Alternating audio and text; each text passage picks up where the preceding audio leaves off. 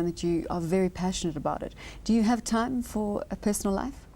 I absolutely have complete balance in my life. I have complete balance, so well, you now know I'm going to ask you to tell us how exactly you've got that formula right, because there are very few men who've sat in that chair and said that they've got the balance right. No, I've got absolute balance in my life. If I didn't have balance in my life, I couldn't do what I do. So I've made sure within the business, I've really competent people all around me.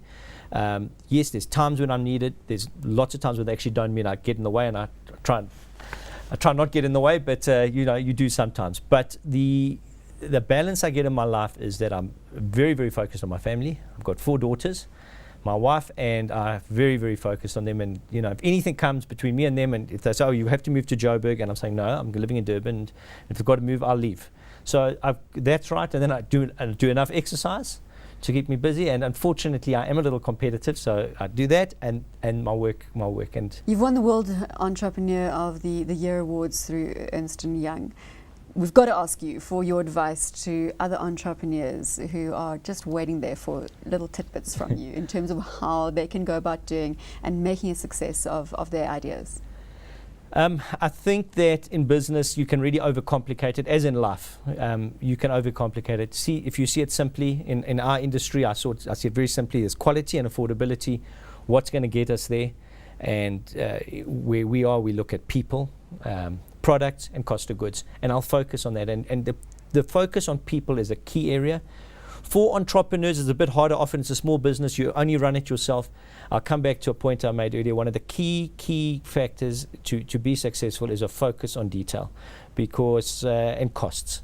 Try and limit your costs at the beginning, because and know the detail. If you know the detail in your business and you focus on your costs, you give yourself every chance, because your chances of failure are very high up front. But once you've got your sales in place and a steady stream, you don't want to be hampered because the fact you wanted a fancy office in Santa and you wanted to be driving a fancy car, that will come. Rather focus. So keep your costs low. Keep your costs low. Understand the detail of your business, and you're going to have to be a little bit obsessive about it, and you have to be driven. Something's got to drive you. Whether it doesn't. Some people are driven by material goods. Other people, generally most of the people that I've seen, the entrepreneurs who are successful, funny, materiality is not a huge part, because they've either made money quite easily or in some part, and there's other dynamics that drive them. And a lot of them are competitive. Did money drive you in the beginning? Does there come a point where you've made enough money?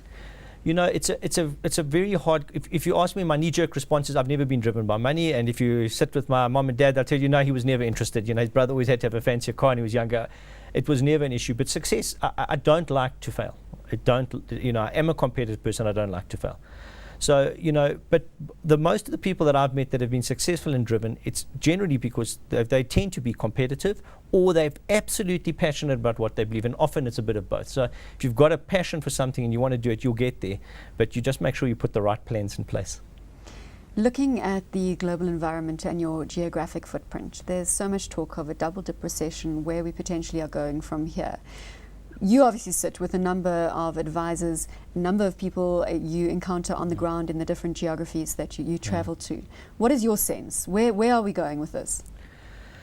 I think that, we are often shielded in the industry we're in pharmaceuticals.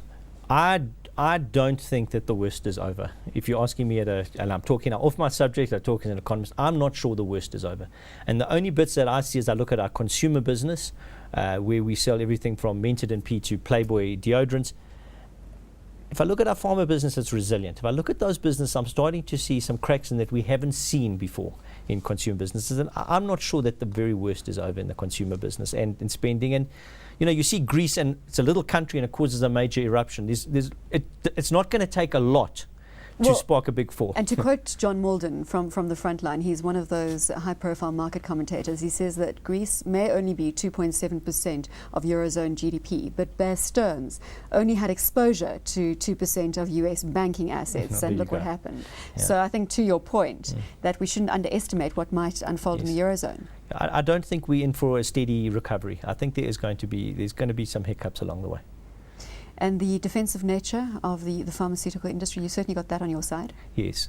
We tend to do better in down markets. There's just lots of issues. People drink more, they have more depression. There's a lot of issues. They actually become more unwell. The stress just becomes big. So we actually tend not to feel it. In fact, we tend to sometimes have an increase over periods of downturn. And where aspirin is positioned strongly in chronic medication, people might not pay certain things, but the last thing you're going to not take if you're an asthmatic is your asthma medication. So we tend to be one of the expenses that you avoid, you have to pay. If you've got to avoid it, you avoid it last.